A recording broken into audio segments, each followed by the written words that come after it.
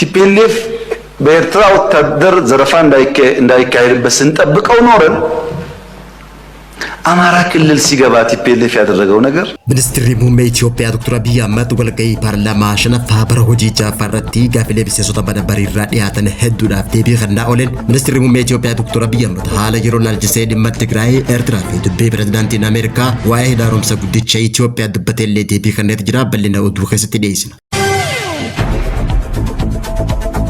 Gati sukara Itoophiyaa keessatti daran dabalee osoo jiru warsaan sukara fincaa gaanqinaa dhiyeessii isaa mudateen guyyoota 45 walitti aansu oomisha isaa akka dhaabu hime.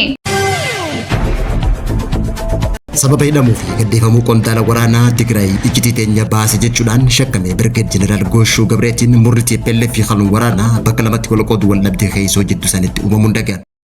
Hawwattoota hordoftoota Egeree Miidiyaa nageenya keenya bakka jirtan maratti sina dhaqabu. Guyyaa darraa gurraan dhala 3 bara 2026 kanneen amma sinitti minan ka footootu Egeree Miidiyaati amma bal'ina oduu sinitti.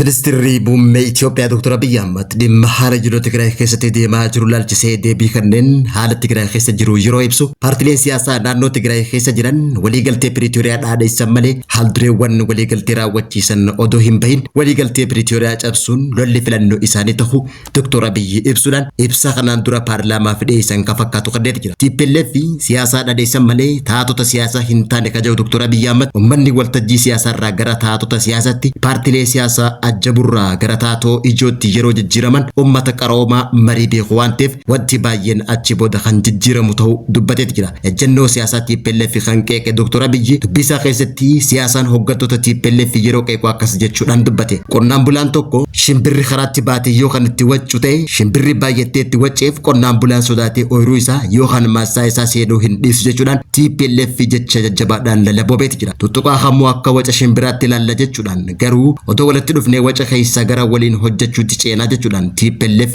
waca dhiisaati haamari'annu haasa'u wajja'u akeekate jira. Kana malees ministeerri muummee Itoophiyaa Dr. Abiy Ahmed gaafilee mana marii bakka boota uummataa irraa dhiyaataniif deebii kanneen Doonaald Tiraamp waa'ee hidha haaromsa guddicha Itoophiyaa ilaalchisee hidha haaromsa deeggarsa Ameerikaatiin ijaarame jechuudhaan dubbateef wayitti deebii kennu Itoophiyaan yeroo hidha haaromsa guddicha Itoophiyaa ijaaruu jalqabdutti qaama biyya kamirraa liqis ta'e deeggarsa kan hin fudhatin ta'uu hime biyya takka illee deeggarsa akka hin gaafatanii fi piroojeektiin guddaan kun murannoo lammiilee Itoophiyaa jajjaboo fi kutannoo fi cimina qaban kanneen biyya keessaatii fi biyya alaatiin deeggarsa taasifameen kan hidhamee xumurame ta'uu Dr. Abiy ibsee jira. Itoophiyaan hidha haaromsa akka Afrikaatti guddaa Abbayyaa qofa odoon taane ammas piroojeektiilee akka addunyaatti gurguddoo ta'an dirree xiyyaaraa dabalatee piroojeektiilee koo'ishaa jaaraa jiraachuu Dr. Abiy ibsee jira. Wallabdee ji'opolitikaa ilaalchisee paarlaamaa biyyattiitiif deebii fi ibsa kan kenne ministeerri muummee Itoophiyaa Dr. Abiy Ahmed dhimma wallabdee biyya ollaa tan taate Eertiraa wajjin jirurratti deebii fi ibsa bal'aa miseensota mana mariitiif kenneet jira. Bal'ina oduu tanaa Asmaadii maakatti hanutti dhiyeessiti. Haala nageenyaa irratti kaayyoo mootummaa Eertiraa Tigraay mancaasuu fi adda bilisummaa uummataa Tigraay balleessuudhaa fi kaaba Itoophiyaa jeequudha kan jedhan ministeerri muummee Itoophiyaa mootummaa Eertiraa waliin waldiddaa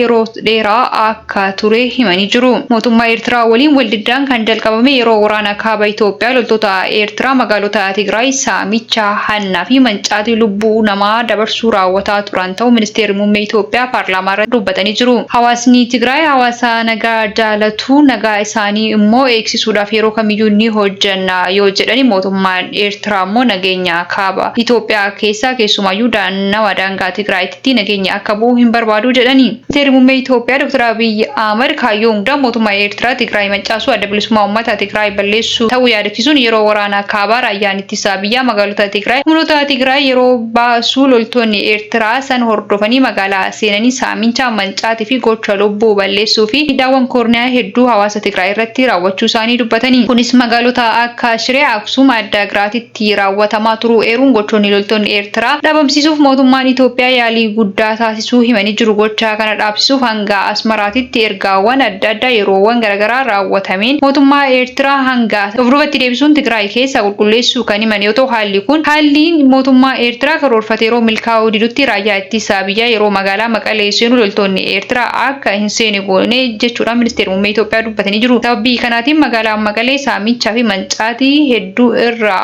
akka gahee ture kan yaadachiisan yoo ta'u mootummaa Eertiraa Tigraay mancaasuu fi adda bilisa baasaa uummata Tigraay balleessuun kaayyoo guddaa isaa ta'uu waliigaltee Piriitooriyaalii kaayyoo mootummaa Eertiraa kan fashaleessu ta'uu isaatiin wal qabate humnoota Tigraay tokko dahoo godhachuudhaan ammas nageenya Itoophiyaa irratti danqaa ta'uuf hojjetaa jiraachuu humnoonni Eertiraa yaadachiisuun kanaafis Itoophiyaan qaama nageenya ishee jeequ tokkoofu harka hin laattu jedhanii nageenya Itoophiyaa kana booda hawaasa Itoophiyaatii fi raayyaa ittisa biyyaatiin eegama waan ta'eef nageenya Itoophiyaa irratti eenyu akka barbaade dhiibbaa uumuu hin danda'us jedhanii jiru.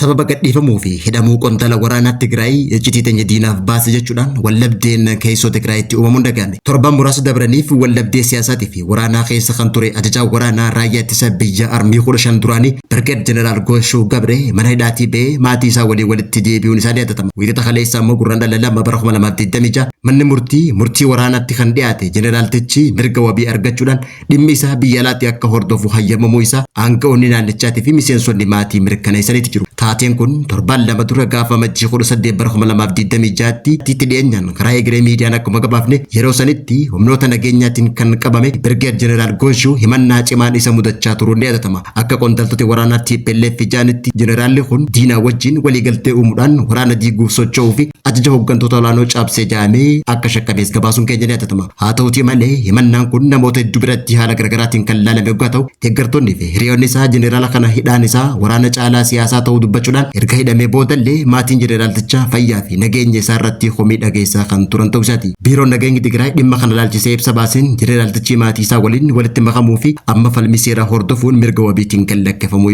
isaa ibsee turuun ni yaadatama. Birgeed Jeneraal Gooshuun hidhamuu fi gadhiifamuun isaa qoqqoodinsa siyaasaa bal'aa naannoo Tigraay keessatti mul'ate kan babal'ise yoo ta'u hidhamuu fi gadhiifamuun Jeneraaltichaa hooggantoota waraanaa TPLF fi bakka lamatti qooduun wal qoqqooduun waraana keessatti dhalachuun gabaafame. Ajajoonni Tigraay harki caalaan murna wayyaanee Dr. Dabratsiyoon Gabra Mikaa'eliin durfamu hidhamuu Jeneraaltichaa kan deeggaran yoo ta'u murni kun bulchiinsa yeroo Tigraay Jeneraal Taaddasaa Warradaa aangorraa akka kaafamuuf yaalii taasisaa jiraachuun dhagahame. Birgeed Jeneraal Gooshuu Gabree himannaa irratti dhiyaateef hanga ammaatti deebii kan hin kennine yoo ta'u garuu kabajni mirga wabii isaa deeggartoota isaa biratti akka gaariitti kan ilaalamu yoo ta'u hariiroon ajajoota waraanaa olaanoo naannichaa fi hooggansa siyaasaa jidduu jiru wal dhabdee fi wal shakkii uumuudhaan hanga ajaja walii fudhachuu dhiisutti kan ce'an ta'uu odeeffannoo handafaata miidiyaa fi faastii marraja akkasumas habashaan baaftee mul'ifteeti jirti.